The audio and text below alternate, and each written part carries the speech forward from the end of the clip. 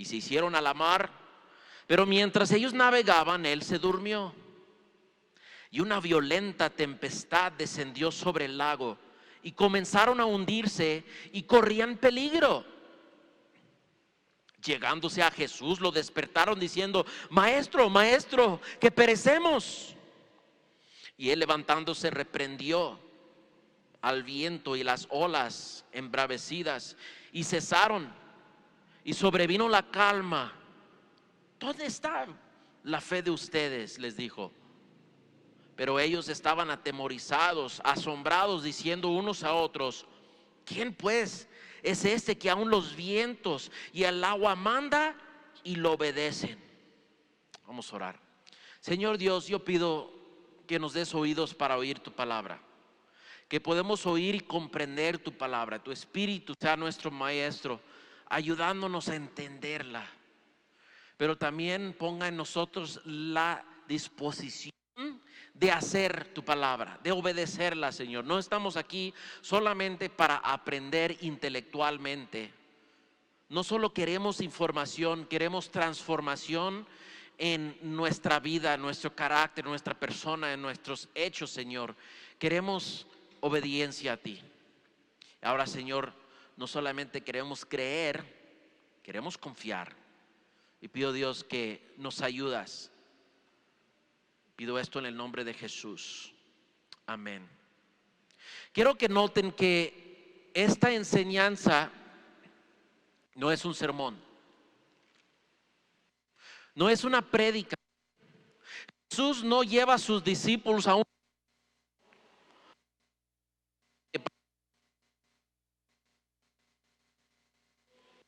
Deja ver, sí, ahora sí. Jesús no llevó a sus discípulos, porque esta es una lección. Jesús los llevó a subirse a un barco, pero no porque no está en salón o no es un sermón, no vamos a pensar que no es una enseñanza. Esta prueba, esta tempestad es parte del plan de Dios para sus discípulos. Hasta este punto, los discípulos creen en Jesús. Han escuchado sus enseñanzas, han visto sus milagros y creen en Él. Pero Dios va a desarrollar la confianza de ellos. Tal vez están diciendo: ¿qué es la diferencia? Hay una diferencia entre creer y confiar. Creer, sí, creemos que eres el Hijo de Dios, el Hijo del Dios Altísimo.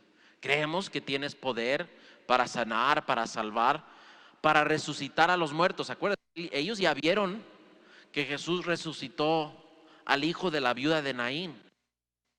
Jesús sanar a los enfermos, a los leprosos. Han visto a Jesús hacer muchos milagros, creen en Él. Pero ahora, en medio de la tempestad, tienen que aprender a confiar en Él.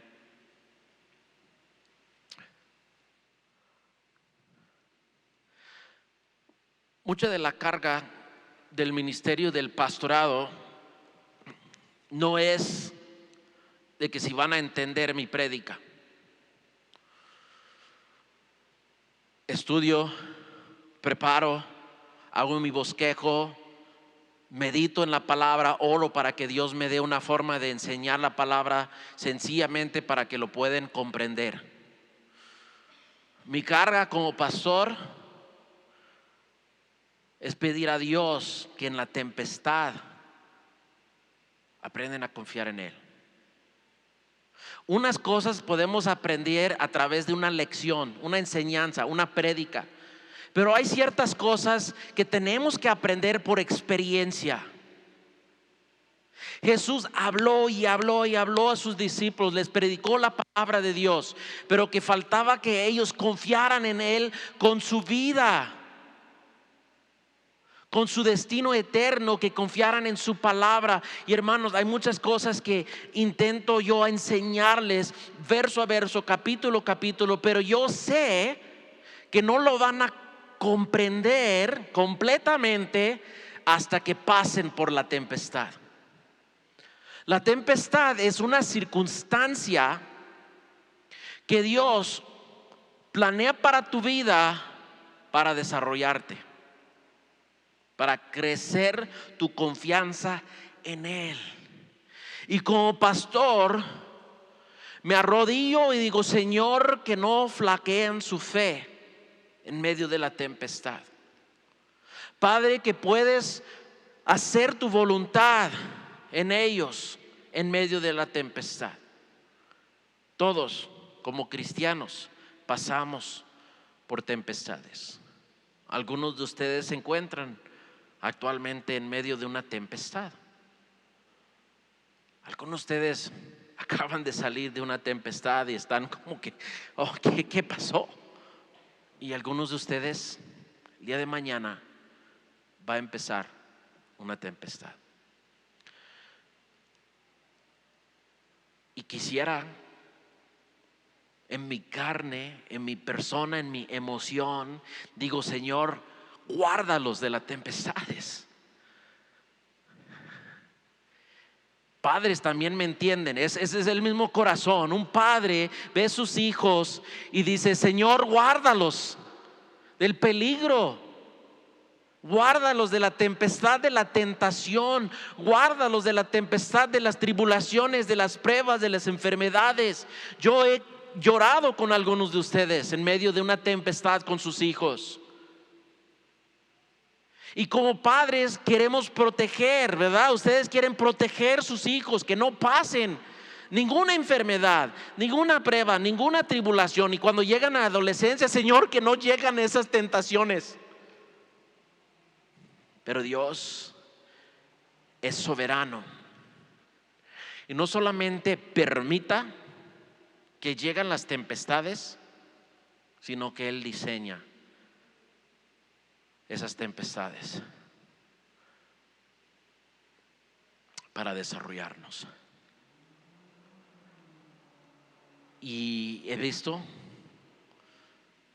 hermanos, hermanas pasar por tempestades en su vida, con enfermedades, con cáncer,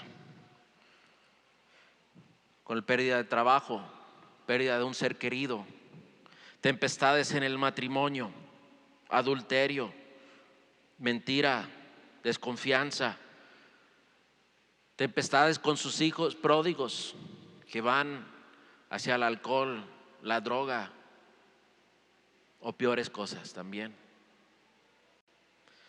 Pero créeme que Dios, a través de esa tempestad, quiere confirmar tu fe y confianza en Él. Son inevitables las tempestades, pero cuando confiamos en Él, cumple sus propósitos, como lo va a hacer en esta tempestad. Dice en verso 22: uno de aquellos días Jesús entró en una barca con sus discípulos y les dijo: pasemos al otro lado del lago. Y se hicieron a la mar, pero mientras ellos navegaban, Él se durmió. Jesús les dijo, si vemos en Mateo, dice que Jesús los mandó a subirse a la barca y cruzar al otro lado. Jesús le está compartiendo su plan. Su plan: pasemos al otro lado del lago. Mateo, me gusta que Mateo dice que los mandó. O sea, a veces confundimos los mandatos de Dios como una sugerencia. Leemos la palabra de Dios, es bonito, pero ignoramos como si fuera nomás una opinión de Dios, una sugerencia, un tal vez, si tienes chancita, ¿verdad? A veces cuando queremos compartir con alguien, que queremos que hagan algo por nosotros, tienen chancita, ¿verdad? Porque no queremos cargar sobre ellos o no queremos obligarlos. Pero Dios nos dice: oye, si tienes chancita, obedece mi palabra. No. Pero lo bonito del mandato de Dios es que viene con una promesa. Cuando Dios nos pide, nos manda a hacer algo, nos acompaña. pasemos al otro lado, dijo Jesús. Pasemos al otro lado. Él iba a estar con ellos en la barca. Y si tú has confiado en Cristo Jesús, tu corazón, tu vida, si Él es el Salvador de tu vida, confía que Él estará contigo. En toda tempestad, Él está contigo. Y estamos en su plan. Entonces ellos desembarcaron en camino obedeciendo el plan de Dios. Jesús estaba tan conectado al Padre que oraba en las mañanas, buscaba la voluntad del Padre. Jesús dijo que mi comida es hacer la voluntad de mi Padre. Y Jesús vivía para obedecer y hacer la voluntad de su Padre. Conociendo la voluntad de su Padre, cruzar al otro lado del lago, porque había un hombre gadareno endemoniado que necesitaba ser liberado, Jesús se subió a la barca. En total sumisión y obediencia al Padre, dijo a sus discípulos: pasemos al otro lado. Ahora, Dios tiene un plan para nuestras vidas. Nos encanta saber que Cristo sabía el plan de Dios para su vida, pero también nosotros tenemos esa misma herramienta que Él usaba, que se llama la oración, para conocer la voluntad de Dios. Nos acercamos a Dios y muchas veces pensamos que la oración es un monólogo que hablamos a Dios y tratamos de convencerle a que Él haga nuestra voluntad, pero la oración es un diálogo. Si oramos de rodillas o oramos con la Biblia enfrente, deja un tiempo para que Dios te hable. Si llegas y tienes tu plan recitado: Señor, yo te pido por todos los que tienen hambre, que les des de comer. Pido, Señor, por todos los que están en peligro, que los rescatas. Pido, Señor, y hablas y hablas y hablas y hablas y amén, amén. Y te levantas y te vas. No has tenido una comunión con Dios. Has hablado tal vez con un genio que tienes en tu mente, que nomás en el nombre de Jesús, abracadabra. Pero el Dios de la Biblia desea una comunión y un diálogo con sus hijos, como un padre quiere conversar con sus hijos.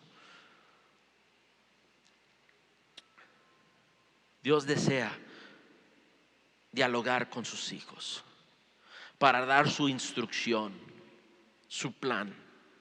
Jesús compartió su plan con sus discípulos, y el plan de Jesús es una promesa de Dios.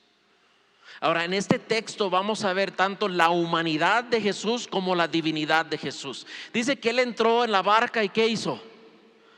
Se durmió. Si le estudiamos Mateo, Marcos y Lucas, esta historia se encuentra en los tres. Es tan importante. Y cuando se repitan los tres evangelios sinópticos es porque son importantes. Entonces aquí, si leemos Mateo, Marcos y Lucas, podemos entender que eran un día muy ocupado. Jesús estaba enseñando todo el día las parábolas, no solamente la parábola del sembrador, pero otras parábolas sobre el tesoro, sobre los perdidos. O sea, Cristo estaba compartiendo parábolas, enseñando todo el día. Pero también enseña en Mateo que estaban trayendo todos los enfermos, todos los que estaban endemoniados. O sea, lo estaban trayendo a Jesús, todos los necesitados de Él. Tanto que no había tiempo ni para comer. Por eso se acercó su mamá y sus hermanos para decirle: ya pláguese, siéntese un ratito a comer algo. Esto no es sano, tienes que comer. Estaban preocupados por su salud. Entonces trataban de pararlo. Y Jesús, ¿qué dijo? Su comida es hacer la voluntad del Padre. Pero como hombre se cansó. No es la única vez que vemos que Jesús se cansó. ¿Verdad? Cuando en Juan capítulo 4 Él acercó al pozo, ¿verdad? ¿Se acuerdas que dice que cansado del camino Jesús se sentó junto al pozo de Jacob? Y es cuando tuvo una conversación con la mujer samaritana, ¿se acuerda? Aún cansado, está preocupado por otros, por su alma, por su destino eterno. Pero sí se cansaba. O sea, tenemos un sumo sacerdote que sabe compadecerse de nosotros, porque cuando Él estuvo en carne, en hueso, Dios con nosotros, la encarnación, Él vivió el hambre, el cansancio, el frío, la soledad, el desprecio. Él experimentó todas las cosas que nosotros experimentamos, pero sin pecado. Si quieren verme perder paciencia, déjame mal pasar un tiempo y verán: ay, pastor, ¿dónde está el dominio propio, la paciencia? Es que no he comido ni frutos del Espíritu, así que téngame paciencia. O sea, tenemos tendencia a veces, ¿verdad?, de que nuestra carne influye en nuestros hechos. Pero Jesús jamás pecó. Se durmió. Se durmió. Ahora, siendo 100% hombre y 100% Dios, como vamos a ver al final, no hay duda en mí que Jesús sabía de la tempestad que iba a levantarse. Yo no dudo que Él sabía que iba a haber oposición de parte del mar y los vientos, pero le importó más ese hombre gadareno que estaba al otro lado del lago, que necesitaba su ayuda. Entonces se subió a la barca, sabiendo que iba a haber dificultad, sabiendo que iba a haber peligro a inundarse. Confiaba en el plan de Dios, la providencia del Padre. Me subo a la barca porque aunque duermo, mi Padre no duerme. El que vigila a Israel no dormirá. Amén. ¿Sabes que a veces pasamos nosotros pruebas en nuestra vida y pensamos que Dios esté dormido? No, se le durmió el gallo, porque si Jesús estuviera despierto, ¿cómo hubiera permitir que mi madre era de cáncer? O que mi hijo tuviera esta lucha o esta prueba. O sea, pero ¿por qué me está sucediendo a mí? Si voy en obediencia a su plan. Él dijo: súbense a la barca y pasemos al otro lado. Estoy en obediencia, estoy en el plan y en el camino de Dios, y se levanta una tempestad. Jesús ha de estar dormido. No le importa, no tiene cuidado, no está vigilando. Jesús duerme porque Él sabe la providencia del Padre. Nadie ni nada sorprende la soberanía de Dios. Él es soberano en todo. Cada circunstancia o tormenta o tempestad en nuestra vida, Dios lo permita o lo planea. Pasemos al otro lado, dijo, y se durmió. Cansado, sí, pero en paz y tranquilidad, confiando y obediente al Padre. Dice verso 23: pero mientras ellos navegaban, Él se durmió, y una violenta tempestad descendió sobre el lago, y comenzaron a hundirse y corrían peligro. Aquí vemos que Jesús y sus discípulos, en obediencia al plan del Padre, encuentran peligro. Y eso es cuando nosotros nos confundimos, porque ciertos predicadores te dirán: si tuviera suficiente fe, tendrá prosperidad, salud, riqueza, y todo irá bien y todo de color de rosa, si tuviera suficiente fe para obedecer a Dios. Pero Jesús y sus discípulos estaban en plena obediencia a Dios Padre, haciendo su obra, predicando el evangelio, sanando, liberando, y estaban en camino a liberar a otro, cuando les llega este peligro, oposición.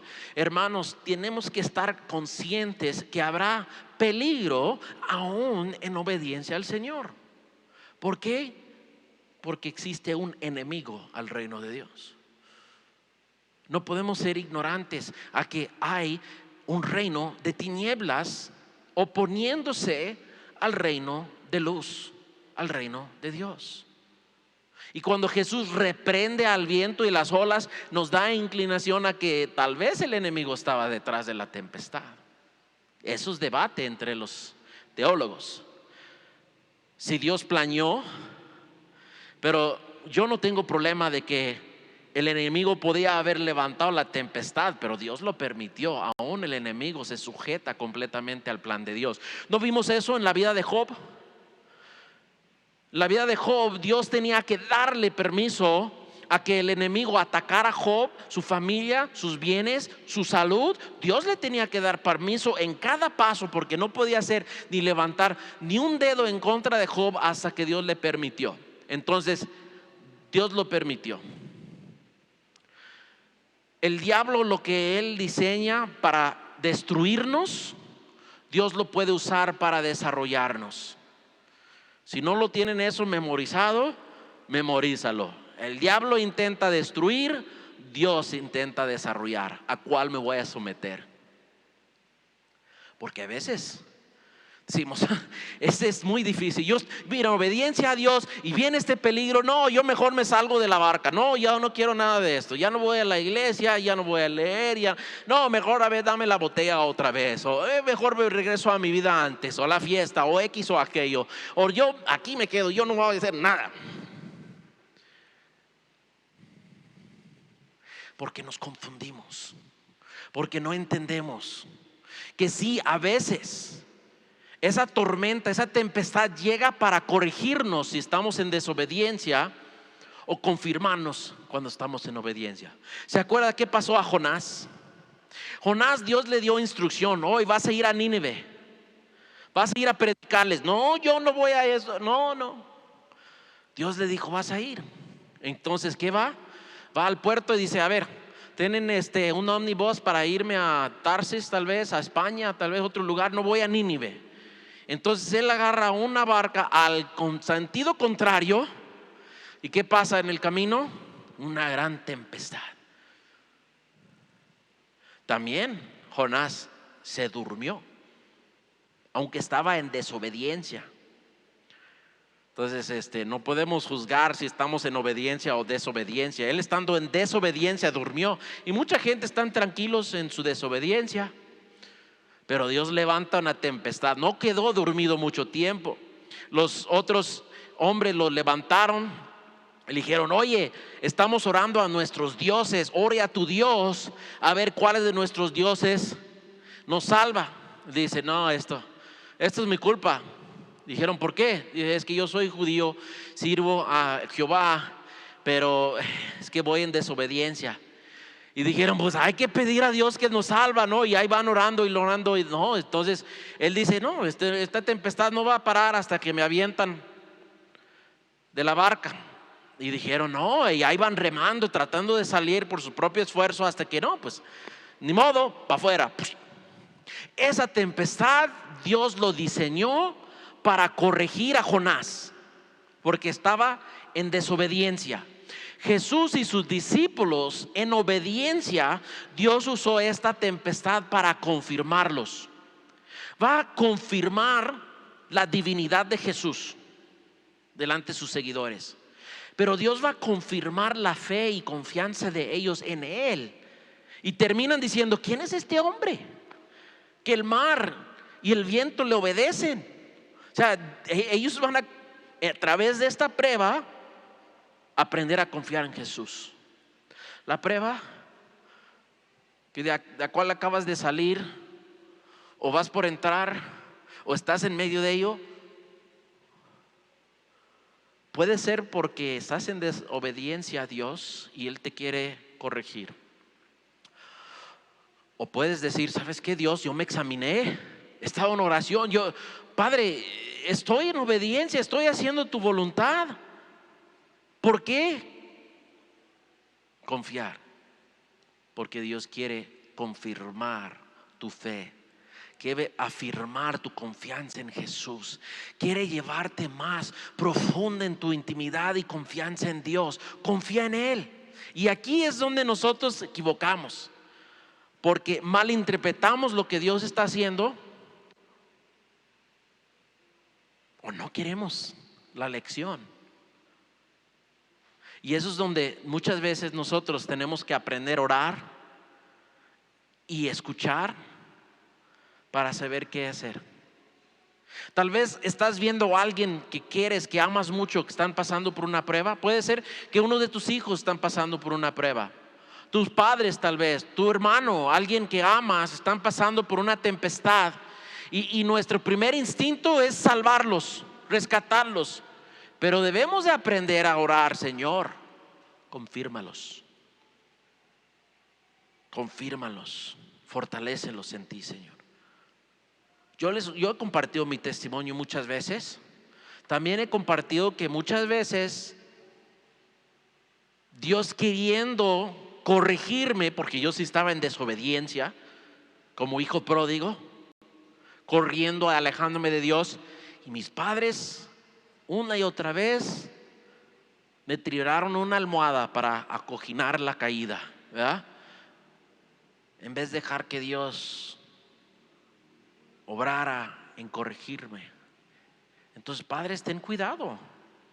Tal vez Dios está queriendo corregir y ahí vas queriendo tirarles un cojín, una almohada para amortiguar la caída.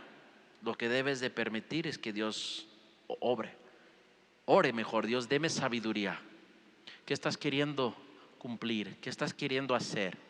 Porque yo no quiero estorbar tu obra en la vida de mis hijos, o de mi esposa, o mi esposo, o mi padre, o mis hijos, o mis hermanos. He estado orando para que tú les salvas.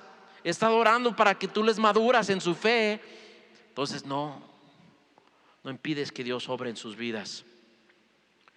Esta gran tempestad fue un verdadero peligro. No hay que tratar de disminuir que fue un peligro, y estaban hundiéndose. Y cuando comenzaron a hundirse, corrían peligro, dice el verso 24. Llegándose a Jesús, lo despertaron, diciendo: Maestro, maestro, que perecemos. Fue un verdadero peligro, estaban ahogándose. Y esto es donde muchos comentaristas culpan a los discípulos por despertar a Jesús. Si tuvieran más fe, no hubieran despertado a Jesús. Si hubieran realmente confiado en Jesús, no lo hubieran despertado. ¿Sabes qué? Yo lo hubiera despertado desde la primera gota de agua, porque yo no hubiera esperado hasta hundirme. Yo me conozco. La primera gota de agua: Jesús, despiértese porque parece que va a llover. Yo no voy a poner dedo en ellos, porque yo aún no he llegado a ese punto de dormir en una tempestad. Ojalá que Dios me desarrolle así, ¿verdad? Digo: Señor, desarrolla esa fe. Yo quiero dormir y tener paz y confianza en medio de la tempestad. Quiero la fe de Jesús. Quiero la paz y tranquilidad que Jesús tuvo. Pero sí hay algo que podemos culpar al ver estos discípulos, porque aquí dijeron: Maestro, maestro, que perecemos. Pero si vamos a Marcos capítulo 4, vemos que todos estaban gritando al mismo tiempo. Y alguien dijo en verso 38, dice aquí que Jesús, Mateo 4:38, Jesús estaba en la popa durmiendo sobre una almohadilla. ¿Sí se llama? ¿Una almohadilla? Jesús estaba durmiendo bien a gusto. Ahí tenía su almohada. Entonces lo despertaron y le dijeron: Maestro, ¿no te importa que perezcamos? Ahí es donde se equivocaron, pensando que no le importaba. Y a veces culpamos a Dios por lo que estamos pasando porque pensamos que no le importa. Que no le importa que mi madre tuvo cáncer. Dios no le importa que mi hijo está pasando por esta crisis de identidad. Dios no te importa que estamos pasando por esta dificultad. Dios no te importa mis finanzas, no te importa mi salud, no te importa mi vida, que perezco. Y ahí es donde equivocaron y donde equivocamos, cuando nos ponemos a juzgar el corazón e intención de Dios. Porque el corazón de Dios era revelarles su poder. Y algunas cosas sucedieron aquí. Primero, los discípulos se olvidaron de tres cosas. Los discípulos se olvidaron del plan de Dios. Y como dije, cuando nos da un plan, es una promesa. Como cuando David recibió del plan de parte de Samuel. Samuel fue llevado por el Espíritu Santo para ungir a uno de los hijos de Jesse. Y dice, a ver, el mayor, no, el Espíritu dice que no es él. A ver, ¿qué otros hijos tienen? Oh, no, tampoco. Pero, o sea, ¿son todos? No, hay falta aún el chiquilito, ese él está ahí cuidando las borregas. Pero vamos a esperar hasta que él llega. Y ahí va llegando David, el más chiquillo del escuincle del grupo, ¿verdad? Dice Samuel, ese es. Qué hermoso, él sí es el escogido de Dios. Y saca su aceite y lo unge y le da doble porción de comida. Ese es el ungido de Dios. Y David diciendo, ¿Dios tiene un plan para mí? Sí, tú serás el rey de Israel. Y David tomó ese plan de Dios como promesa, de tal forma, cuando hubo un gigante, Goliat, amenazando al pueblo, David sabía que Dios tenía plan de serle el rey y que Dios no iba a permitir que muriera a manos de ese hombre inmundo. Ese gigante no lo iba a matar, esa tempestad no lo iba a destruir, porque Dios tenía un plan. Y somos invencibles hasta que Dios cumple su plan. Literalmente, invencibles hasta que Dios cumple su plan para nosotros. David lo sabía. Enfrentó el gigante.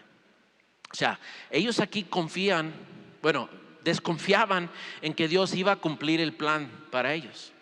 El plan de que Jesús les estaba invitando a participar en un reino. Jesús dijo, se ha acercado el reino de Dios. Entonces ellos no confían en el poder de Dios de usar a Jesús y a ellos para traer el reino de Dios, porque piensan que la tempestad va a destruir el plan de Dios. Señor, esta tempestad pone en peligro todo tu plan. No. Acuérdate con quién estamos hablando. Entonces juzgaron a Dios. No te preocupa, no te importa. Entonces tenemos que entender, Dios está haciendo algo, está desarrollando algo, y se olvidaron de su plan. Número 2, se olvidaron de su presencia. Jesús estaba con ellos. Él dijo, pasemos al otro lado del lago. Jesús estaba con ellos. Y hermanos, tenemos que recordar, Dios tiene un plan para nosotros. Y sabes que el día que Él termina conmigo, llévame al cielo, porque yo no aguanto aquí más. Perdón. Mira cómo está el mundo en que estamos viviendo. Yo no quiero estar aquí ni un día más, que me toca. Ya terminaste, Señor, entonces llévame a casa, porque ya no aguanto este lugar. ¿Verdad? El mundo es oscuro. Yo no, algunos sí, para ellos es lo más cerca del cielo que van a llegar, pero para nosotros esto es lo más cerca del infierno que vamos a experimentar. Y estoy desesperado que el día me diga que toca la trompeta y me voy, porque yo no quiero. Y cuidado de tratar de hacerte un cielo aquí en la tierra, porque vas a decir, Señor, déjeme terminar de edificar mi casa, todavía no termino. Señor, es que estoy ahorrando para comprar mi carrito, o sea, espérame un tantito. Oh Dios, estoy por casarme, o sea, ¿puedes esperar al rapto hasta que me caso? Yo sí, voy a ser honesto, yo pedí en oración el mes antes de la boda, Señor, nomás que no venga el rapto ahorita, o sea, después de la luna de miel, entonces ya puede venir el rapto, pero Dios, por favor, espérame. Pero muchas veces ponemos nuestro plan y nuestro propósito antes del plan y propósito de Dios. Pero tenemos que aprender a decir, Señor, haz tu plan en mí, y terminando, llévame al cielo. Tenemos que recordar que Dios tiene un plan y está con nosotros, y estará con nosotros. Primero, hablando del plan, vamos a Filipenses 1:6. Filipenses 1:6, mira lo que dice en Filipenses.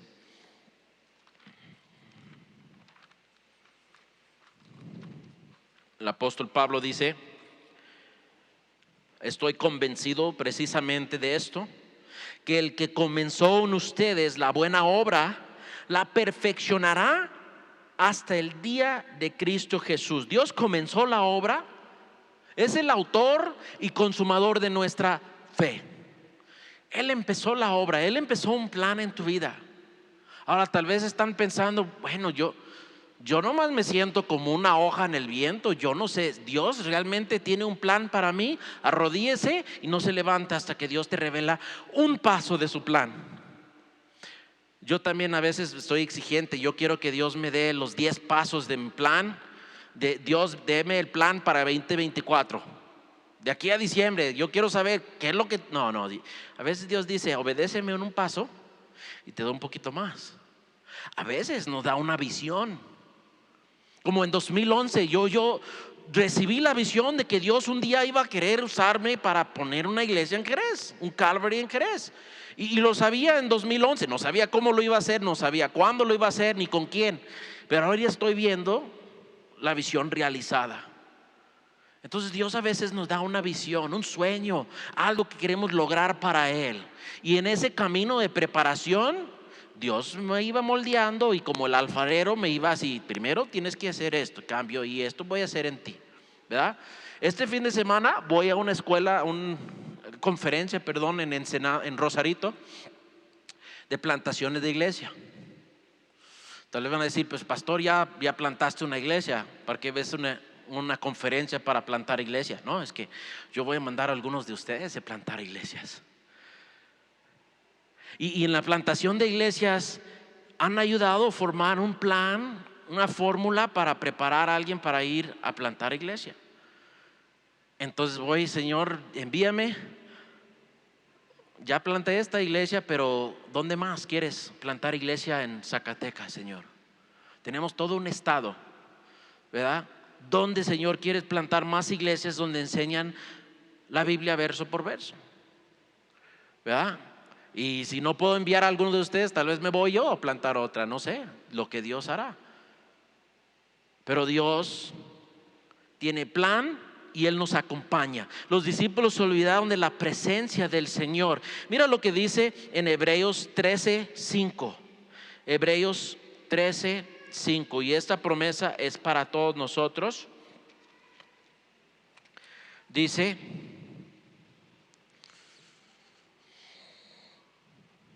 sea el carácter de ustedes sin avaricia, contentos con lo que tienen, porque Él mismo ha dicho: nunca te dejaré ni te desampararé. O sea, la promesa que Dios nos ha dado de nunca dejarnos ni desampararnos aplica en cada área de nuestras vidas. Y aquí en esta porción está hablando de la avaricia, de desear algo fuera la voluntad de Dios para tu vida. Y a veces deseamos todo menos el plan de Dios, ¿verdad? Decíamos, el plan de Jesse para mi vida, Señor, ahora hágalo. Aunque esté lleno de avaro, Señor, hágalo. No, Dios dice, hey, cuidado con la avaricia. Esté contento con el plan y el propósito de Dios, porque Él estará presente contigo. El plan de Dios, la presencia de Dios. También se olvidaron del poder de Dios. Se olvidaron del poder de Dios que operaba en Jesús. Habían visto Jesús reprendió la fiebre que tenía la suegra de Pedro aún antes de subirse a la barca. O sea, venía el poder de Dios sobre la naturaleza, sobre enfermedades, sobre demonios, sobre la muerte. Veían el poder de Dios en Jesús y se habían olvidado. Continuando en verso 24, después de que dijeron: maestro, maestro, que perecemos, Él, levantándose, reprendió el viento y las olas embravecidas, y cesaron, y sobrevino la calma. Mira nomás el poder de Dios en Jesús. Ahora Dios está dando otra revelación del poder de Jesús, porque toda esta tempestad fue diseñada para que ellos aprendieran de confiar en su palabra, en su presencia y en su poder. ¿De quién? ¿De quién era la palabra? Pasemos al otro lado. Jesús. ¿Quién estaba con ellos en la barca? Jesús. ¿Quién tenía el poder y la autoridad? Jesús. ¿Por qué? Porque un día Jesús va a decir: toda la potestad y la autoridad en el cielo y en la tierra a mí me ha sido dada.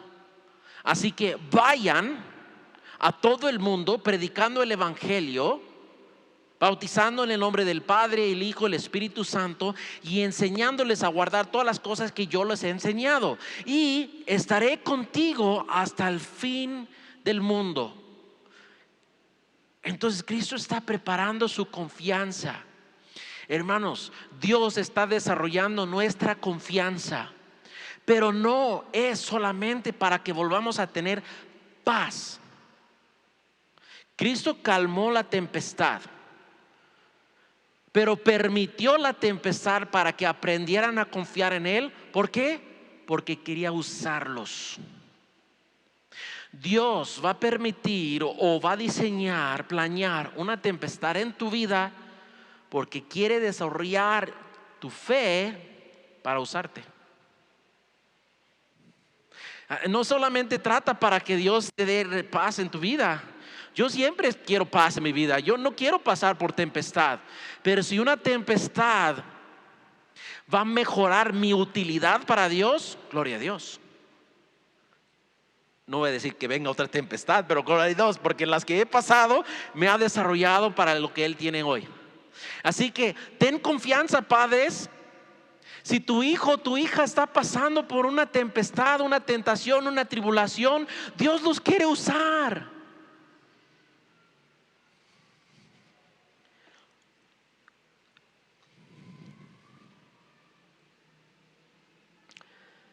Las veces que mi madre lloró cuando yo estaba perdido en alcohol o en drogado,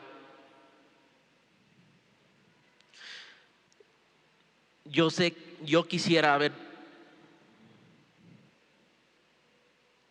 no llevado a mi mamá, no arrastrado a mi mamá por esa prueba. Mi mamá no quería que yo pasara por esa prueba, pero Dios me llevó por la tempestad para que reconociera quién es Él. Así que el día cuando dije a mi mamá, me voy de la casa, me voy de la ciudad, del estado y del país, me voy a China, me voy a Filipinas, me voy a Cuba, me voy a Israel, y en cada viaje Dios mostraba a mi mamá que Él protegía y guardaba de peligro. Entonces cuando le dije que ya me mudaba para siempre a otro país, lo que Dios estaba desarrollando en mí, lo que Dios estaba desarrollando en mi madre, nos preparó para usarnos. Y me encanta el día que mi padre me dijo,